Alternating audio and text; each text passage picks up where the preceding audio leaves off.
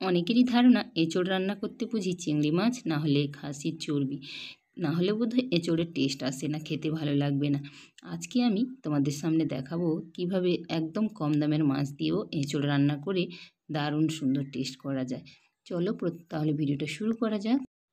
প্রথমে আমি এঁচোড়কে লবণ আর হলুদ দিয়ে সেদ্ধ করে নিয়েছি। তারপর আলুগুলোকে ডুমো ডুমো করে কেটে লবণ আর অল্প হলুদ দিয়ে তেলে ভেজে নিচ্ছি। এঁচোড়ের সঙ্গে আলু কিন্তু সেদ্ধ করে নিই। আলুগুলোকে এইভাবে লবণ আর হলুদ দিয়ে আমি ভেজে তুলে নিলাম।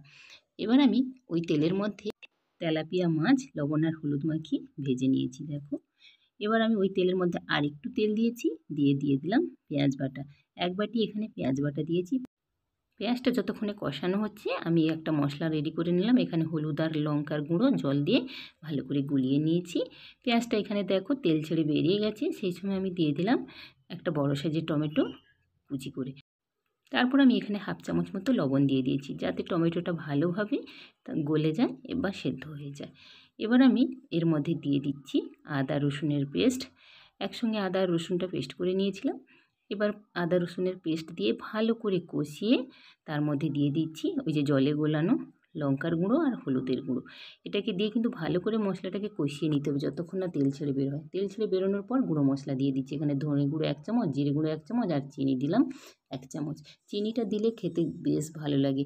আমি সব রান্নাতেই বিশেষ করে একটু চিনি ব্যবহার করি, তাতে আমার মনে হয় খেতে না একটু বেশিই ভালো লাগে। এবার মশলাটাকে ভালো করে কষিয়ে নিতে হবে অনেকক্ষণ ধরে।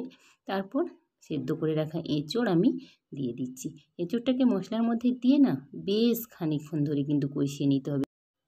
তারপর আমি ভেজে রাখা আলুগুলো দিলাম, দিয়ে সেই মশলার সঙ্গে এঁচোড়ের সঙ্গে ভালোভাবে মিশিয়ে নেব।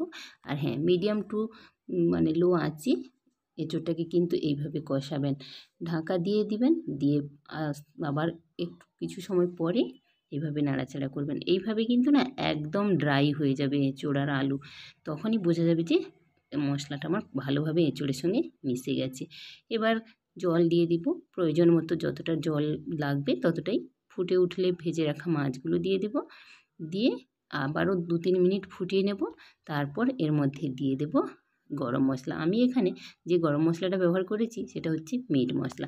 এই মশলাটা দিলে না খেতে বেশ ভালো। তারপর নামানোর আগে 1 চামচ ঘি দিয়ে দিতে হবে। ঘিটা দিয়ে ঢাকা দিয়ে গ্যাসটা অফ করে দিতে হবে। কিছু সময় রেখে দিলে ঘিটা পুরো চলে মিশে যাবে। এবার আমি তরকারিটাকে একটা বাটির মধ্যে ঢেলে নিচ্ছি। দেখো, এটা ঠান্ডা হওয়ার পর আমি দেখাচ্ছি কেমন হয়েছে। এই যে দেখো, ঠান্ডা হওয়ার পর খুব সুন্দর একটা কালারও চলে এসেছে আর খেতে খুবই সুন্দর হয়। অবশ্যই একবার ট্রাই করো বাড়িতে। আজকের মতো তাহলে টাটা।